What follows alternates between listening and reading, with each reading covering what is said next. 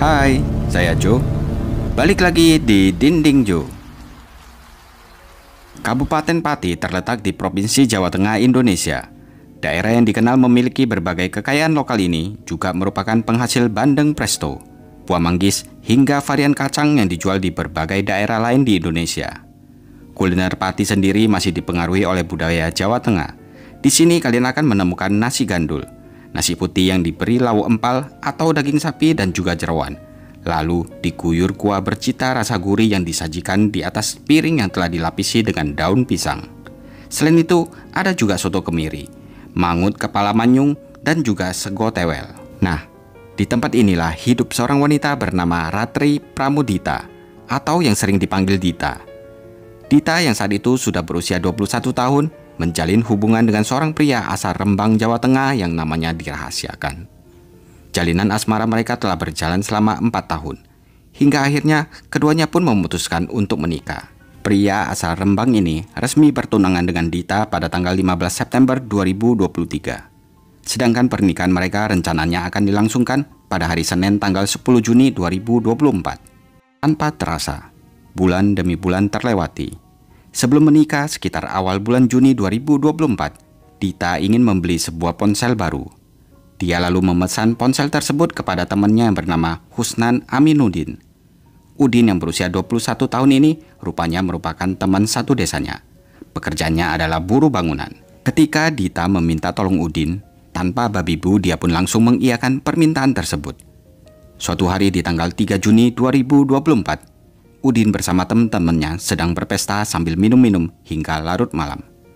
Namun ternyata di balik kemeriahan pesta itu, Udin merasa galau. Dia terus memikirkan Dita yang akan menikah. Rupanya Udin ini menyimpan perasaan suka terhadap Dita dari dulu. Sayangnya Dita selalu menolak dan meminta agar mereka berteman saja. Kini, kurang seminggu lagi, Dita akan menikah dan itu menambah kekalutan di dalam hatinya. Udin akhirnya mencoba menghapus kegalauannya dengan minum terus-menerus. Bahkan, dia sempat memposting kegalauan hatinya di akun medsosnya. Dalam pengaruh alkohol, disitulah setan mulai menggoda Udin untuk menghabisi nyawa Dita. Mungkin Udin berpikir daripada Dita dimiliki oleh orang lain, lebih baik semuanya aja nggak ada kesempatan buat memiliki Dita lagi.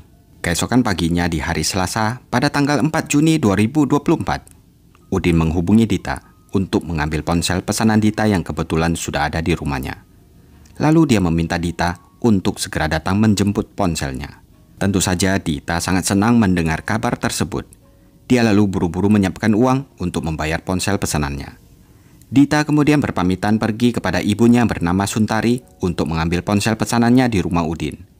Ibunya pun mengizinkan, lalu pergilah Dita ke rumah Udin. 2 jam kemudian, Suntari merasa ada yang janggal. Karena Dita tidak kunjung pulang ke rumah. Akhirnya, Suntari pun memutuskan untuk mendatangi rumah Udin. Saat tiba di sana, rumah itu terlihat sangat sepi dan pintunya dalam kondisi terkunci. Suntari sempat bolak-balik ke rumah Udin beberapa kali, namun pintu rumahnya masih saja dalam kondisi tertutup rapat. Akhirnya karena makin panik, Suntari pun meminta tolong pada warga sekitar. Dia bercerita tentang keberadaan anaknya yang hilang sejak pamit ke rumah Udin tadi pagi. Mendengar itu, banyak warga bersimpati kepada Suntari. Dengan bantuan warga sekitaran, Suntari akhirnya berhasil masuk ke rumah Udin setelah mendobrak pintu belakang rumahnya. Saat itu juga Suntari berteriak memanggil-manggil Dita. Dan panggilan itu pun dijawab oleh Udin dari kamarnya. Dia mengatakan, "Anakmu tidak ada di sini. Dita dari tadi pagi pergi dengan pria lain. Cuman motornya aja dititipkan di rumahku." Suntari tidak percaya. Dia yakin Dita ini masih berada di dalam kamarnya Udin. Udin diminta keluar dari kamarnya. Namun Udin menolak permintaan itu. Karena putus asa, akhirnya Suntari menghubungi kepala desa dan mereka melaporkan semua ini kepada polisi setempat. Polisi pun segera datang ke rumah Udin dan meminta agar Udin keluar dari kamarnya. Karena ketakutan, akhirnya Udin pun memutuskan untuk keluar dari kamar. Pada saat itulah, polisi melihat tubuh Dita yang sudah tidak bernyawa dan bersimbah darah terletak di bawah meja tulis Udin. Di tubuh Dita terlihat ada luka tikaman dan sayatan lebar pada bagian lehernya. Melihat itu, Suntari syok dan menangis histeris. Tanpa membuang waktu, polisi segera melakukan evakuasi terhadap jenazah Dita. Mereka juga melakukan olah TKP di tempat kejadian. Di dalam kamar ditemukan adanya gunting dan pisau yang diduga digunakan sebagai alat untuk membunuh Dita. Untuk memastikan apa penyebab kematian Dita, tubuhnya pun segera dievakuasi menuju ke Rumah Sakit Umum Daerah RAA Suwondo untuk diautopsi. Dan dari hasilnya, diketahui kematian Dita disebabkan karena adanya luka terbuka lebar pada bagian lehernya yang menyebabkan pendarahan hebat hingga dia kehilangan nyawanya. Dari sini, polisi pun mengumpulkan keterangan dari warga-warga di sekitar sana. Ternyata pada pagi itu ada warga yang mendengar cerita Dita saat dia meminta tolong. Tapi entah kenapa tidak ada satupun yang merespon dan berani mendobrak pintu untuk menolong Dita.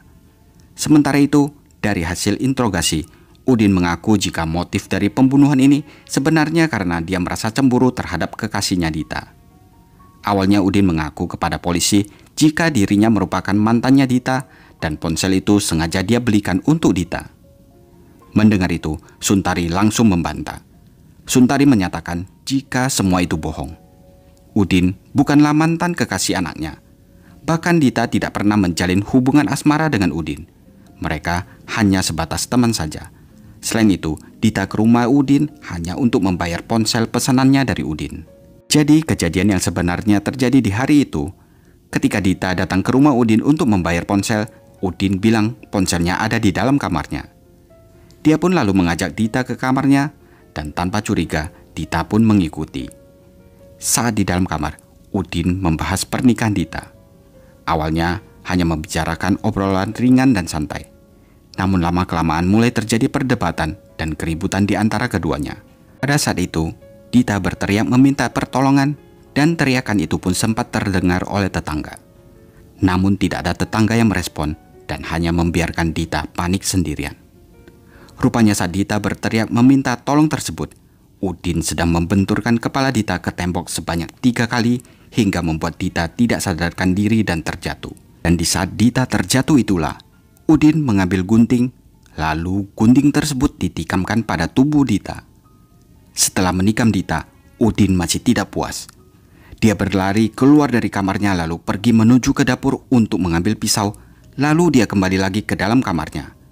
Tanpa ragu, Udin kemudian menyayat leher Dita dari kanan ke kiri hingga menyebabkan darah bercucuran membanjiri lantai. Dan saat itulah Dita kehilangan nyawanya. Rupanya saat pembunuhan terjadi, Udin ini dalam kondisi mabuk.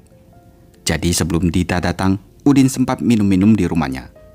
Hal tersebut dikuatkan dengan ditemukan adanya botol mineral bekas yang berisi miras di dalam kamarnya. Dari sini, pihak keluarga meminta agar Udin dijatuhi hukuman mati. Karena menurut keluarga, Dita ini tidak bersalah. Namun karena Udin terlalu egois dan tergila-gila dengan Dita, maka pembunuhan itu pun terjadi. Bahkan Dita dibunuh dengan cara yang sangat mengerikan. Pada akhirnya, Udin dijerat pasal pembunuhan berencana dengan ancaman pidana maksimal yaitu pidana mati. Nah, gimana menurut kalian? Tulis di kolom komentar ya.